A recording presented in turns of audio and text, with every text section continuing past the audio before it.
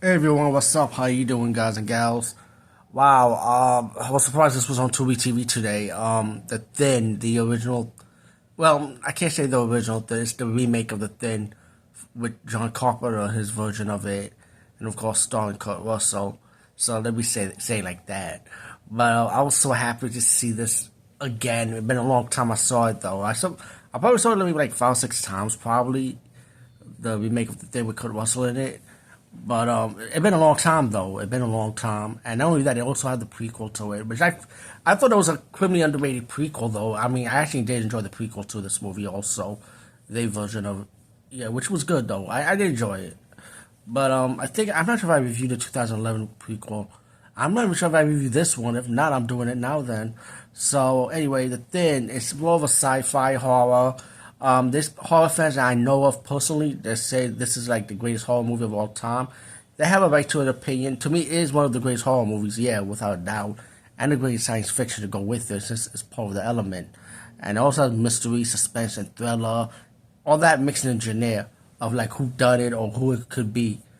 Okay, let me get to the point. The movie's about this the science research center in Antarctica, and suddenly that there's this dog that escaped another research center, and you find out later that this dog has an infection, an alien virus in him. This dog, and it's up to the U.S. science research people to try to stop this alien virus, and who's affecting who pretty much like who's getting affected, like who is it now this time.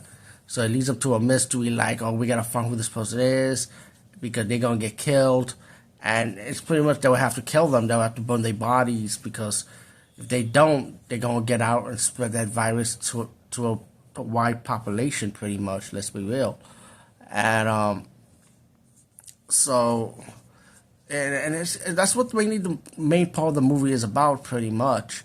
But it's like what makes the simple plot stand out is like the good acting in this movie, the soundtrack, and I just realized today that I always thought, and this is today by the way, I didn't know Ennio Morricone, one of the best movie soundtrack masters, one of the best musicians when it comes to making movies, music, and there's a lot of music that he did in a lot of movies in different countries that you may recognize. But I always did. But this is the first time that I'm glad I rewatched it again because I never knew he did the music for this movie. I always thought it was John Carpenter. That I know he directed it. This was his movie, so I presume John Carpenter did the music for this movie too, which was kind of weird. I was like, wow, I was shocked. Never knew that. Very surprised by it.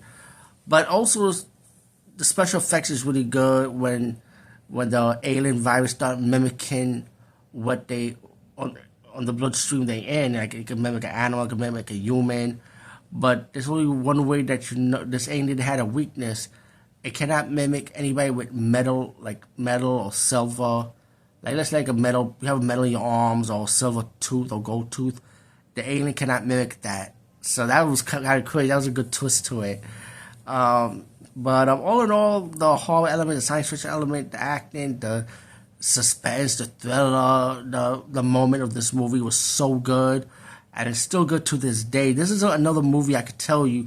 It doesn't have to be a horror science fiction. This is a movie in general that I could tell you has replay value as a movie you can watch over and over again and still enjoy for how it is to this day.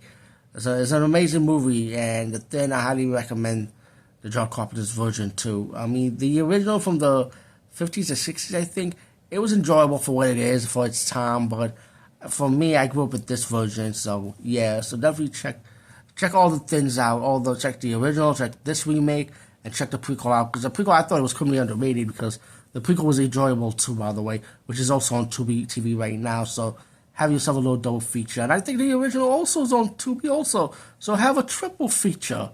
What can I say? Well, yeah, take advantage of the opportunity because Tubi's an amazing place. Thank you, Tubi, for all this. Anyway, over and out.